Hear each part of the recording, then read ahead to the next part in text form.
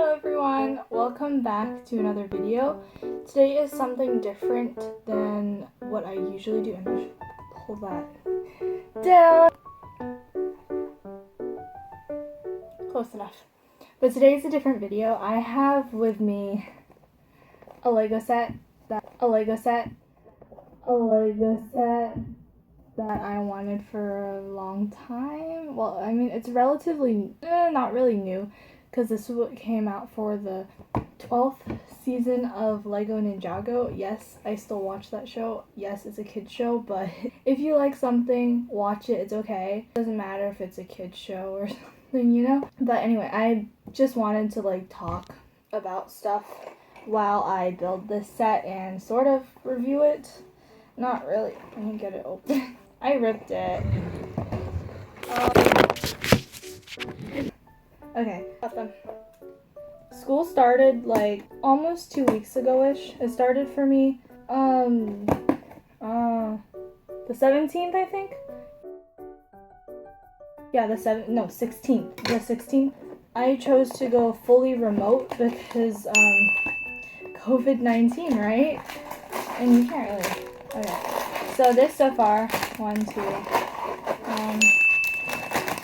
comes with instructions. 1, 2, 3 bags of Legos and also some stickers. Whatchamacallit? I wanted to talk about what's going on in the world. Maybe a little bit, not too much, because I don't want to get all political. Why don't I start with what school's been like for me, though? Because I know some countries it's different for everyone. Hear that ASMR, right? Some schools I know that they're all fully remote. You don't get a choice between if you want hybrid or to go fully remote, but you know, my school's different. It varies from country and state. I don't know really what to talk about because I know that school's a boring topic for some people. I have a list of stuff that I found on my computer. I wrote some other stuff down on my, journal. I don't have my journal with me. It's upstairs in my room. I don't feel like getting it because I already opened this. I was so excited to open this, you have no idea. I've been waiting 2 weeks to actually open this and construct it because I didn't get a chance to film this video. I was supposed to film this 2 weeks ago, but I didn't. So this is the second page of this Lego set. It's called Prime Empire Market, I think. Gamers Market. This, maybe I should explain what this is a little bit. Okay, so this is from a series called Ninjago, right? You guys probably don't want to hear me talk about that. Alright, let's see what this list says. So there's random stuff. Childhood memories. Favorite movie. Real feelings note. Fear you've never spoken of. You know what? Let's just talk about how much I love Lego. So Lego has been a part of my childhood for as long as I can remember. My brother he grew up with this, so I grew up with it, right? And it's just it became a part of me. I got into Lego Ninjago when it was on its second season. Sebastian told me, my brother, who is also a YouTuber, Dongjang Liu, I think is his name. I have been into Lego for so long. But, it's been a huge part of... I remember I grew up with the Lego Indiana Jones, Lego Lego Star Wars. That was also something. I remember the Wii. Lego Ninjago was a big part of my childhood because I was obsessed with this kind of stuff. I loved hero stuff, protagonist versus antagonist, good, evil, that kind of stuff, which is really kind of black and white. But when you grow up, you look at it in a different perspective and you start realizing that a lot of things are deeper than it actually is. Such as this. It's at first when I was a kid, it was just oh, ninjas. Elemental powers, which is basically Lego people, ninjas with powers. I don't know how to explain this to people who've never seen the show. That doesn't really matter, does it? This comes with this cool thing, which is called a kitana. Gosh, this show is my everything. It just is. It's hard to explain because I grew up on this stuff. This Star Wars, whatchamacallit, DuckTales, all that kind of stuff. I grew up on a lot of different types of stuff. There was this weird on YouTube, right? It was called Trouble with Trains. It was kind of dumb now that I think about it. I watched it because of my brother, obviously, because that's how I was introduced into a lot of different things like Polar Express. It was all through my brother, so I kind of have to thank him for that. My childhood would not be the same without him. But what was I talking about? Trouble with Trains, right? That was, whose legs are these? The camera's over here, I'm dumb. Nothing. Right here, this one. But Trouble with Trains was like this weird claymation. I can probably link it down below. I will. It was this YouTuber guy. Did a bunch of stuff with, yeah, stuff. Oh my gosh. My vocabulary is so bad. Bunch of train stuff. And my brother was obsessed with that. So then I started watching it, right? And then it gave me this weird accent. Cause like this guy, right? The guy who made it, he had like a British accent, but it sounded weird. It wasn't like British because he talked with a, you know how when people say W's as children, they have a weird way of saying it. It was like that. And then that was how I started to talk. Recently found a bunch of recordings of myself and my brother. It was mostly about my brother. But yeah, you find that over the years, you just look back at your childhood and you find that there's a bunch of stuff that really impacted how you are. Like on Ninjago, let's go back to that, right? Growing up, it was a way of teaching me how to act. It was teaching me about philosophy and what kind of morals I should live by.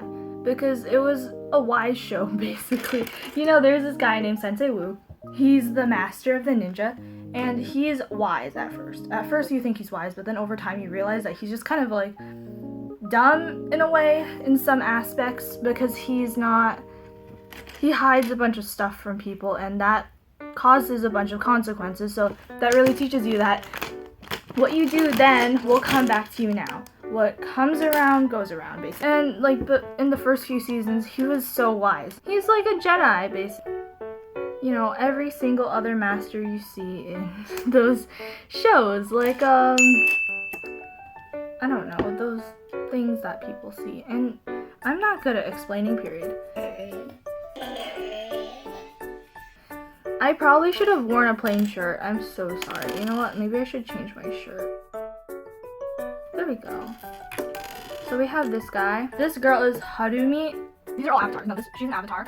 And he's like this guy. He's like a guard who just chases people around because he's part of the video game. So what this whole season... See, I'm rambling now about random stuff. But you know, this is a random video, right? Anyway, oh no. His head is stuck now. Oh, there we go.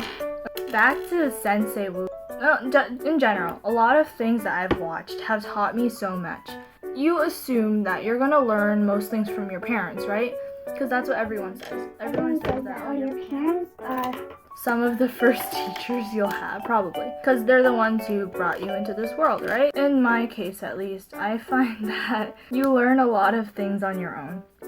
I think it's just my circumstances, the way that I grew up. You know, Star Wars, right? It taught me so much. It does. Like, a lot of stuff I watch, really. Avatar: The Last Airbender. Let's talk about that, too. That teaches you a lot in its own right. It's a very deep story. You know, Dave Filoni was involved in writing that, too. You know, Dave Filoni's a great guy. It's like, he wrote a lot of stuff. He helped write the Clone Wars. And I heard that he was the person who helped save the Clone Wars too, which is great. He has a lot of stuff under his belt when you think about it. There we go. Look at that detail on the characters and stuff. I really need a better camera at some point. I know some people record it with just their hands, but I don't know how to do that because I don't have a stand. But if I did, then I would have done that. But I don't. I am just, okay. So this also comes with Xbox thingy. I don't play video games. You can tell I don't play video games that much. I'm more of a writer. I write fan fiction, essays for school. Alright, this comes with this thingy. I don't know what this is. And why is the camera not focusing? But it's not cool. It has a lot of this costs about like $30. It's $29.99 and it's expensive, but when you think about it, it's kind of also very worth at the same time because it comes with so many characters, and that's why I got so excited about this, because of how many characters it comes with. See, right now we already have 3 minifigures, and they have like so many little details and things on them. They have swords and all. It's all that jazz, and it's just great. It's part of the marketplace. Alright, oh no. I'm gonna have to make this. I'm Russian. You know, that's a pun. I'm trying to be funny. I'm not that funny, I'm sorry.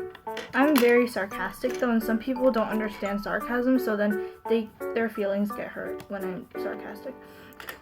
School right now for me is really laid back, and that's surprising because usually you always are on your feet and running, and you have so much going on usually at school that it's so stressful. But I've gotten lucky these past 2 years in my high school career. I sound like a teacher now. This is your high school career. You should care about, okay.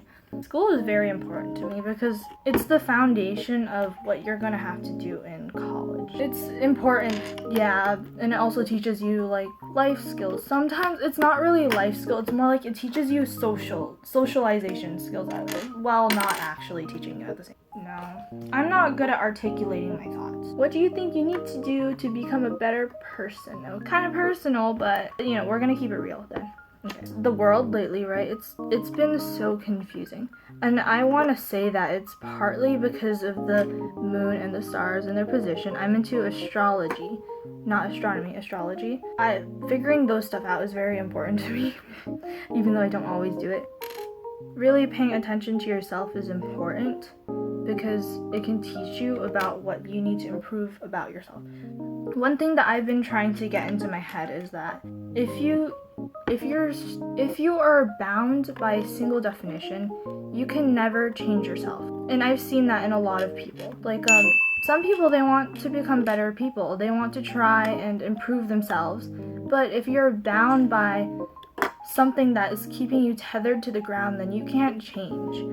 I know not everyone wants to change. Some people are scared of change because it's like it's something new, it's unknown, and you're just wondering, oh, is that the right thing to do?